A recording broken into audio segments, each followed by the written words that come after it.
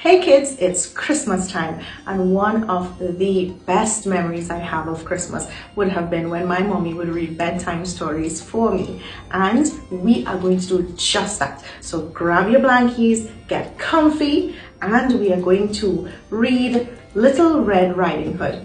And these are books that I would have had since I was 5, and I still have them up to this day. So let's get into this classic.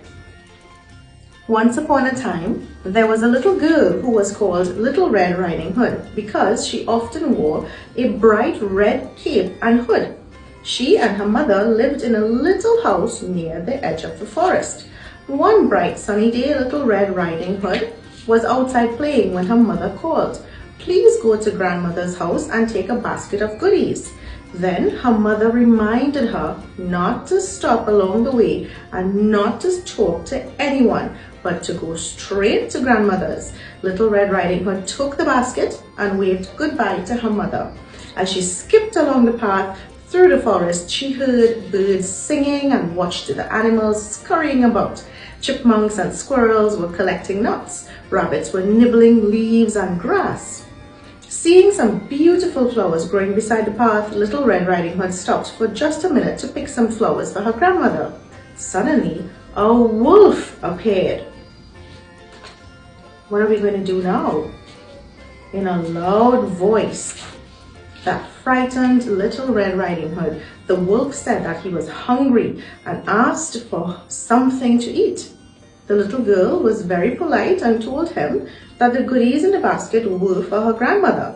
Then she gathered up her basket and flowers and hurried through the forest as fast as her legs could carry her. Now the wolf knew that Little Red Riding Hood's grandmother lived on the other side of the forest, and he also knew a shortcut.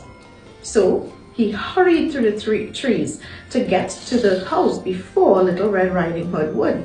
In a very short time, he arrived to grandmother's house.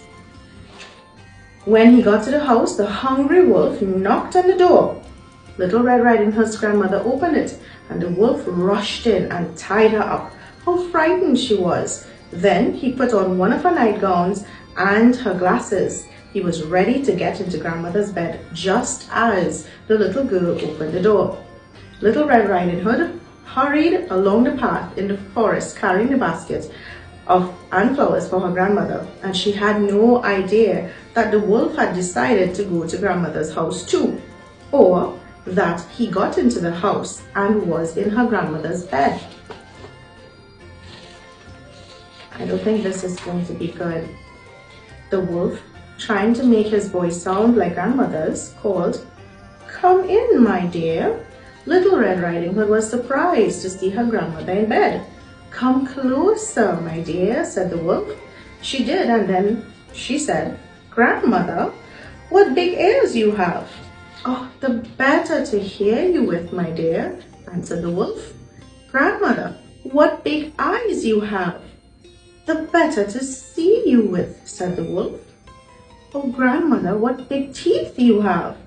Then the wolf remembered how hungry he was, and he jumped out of the bed and growled, "The better to eat you with, my dear." And Little Red Riding Hood was very frightened. She screamed for help, and the animals in the forest heard her cries, and one of them went for help to a woodman working nearby, and he had been cutting trees with his long sharp axe. He immediately stopped what he was doing and ran towards grandmother's cottage, and the woodman dashed into the house, still carrying his axe, struck the wolf a mighty blow, which made him fall to the floor, then untied grandmother, who quickly ran to the little girl, who wiped her tears away. They both thanked the woodsman for saving their lives. Later that day, Little Red Riding Hood went back home to her mother. She no longer had to worry about meeting the wolf in the forest. Instead, she could enjoy the small animals that she met, and she could enjoy listening to the singing of her grandmother and the flowers that grew in the path. Little Red Riding Hood promised her mother that she would never again stop to pick flowers or to talk to strangers on her way to her grandmother's house.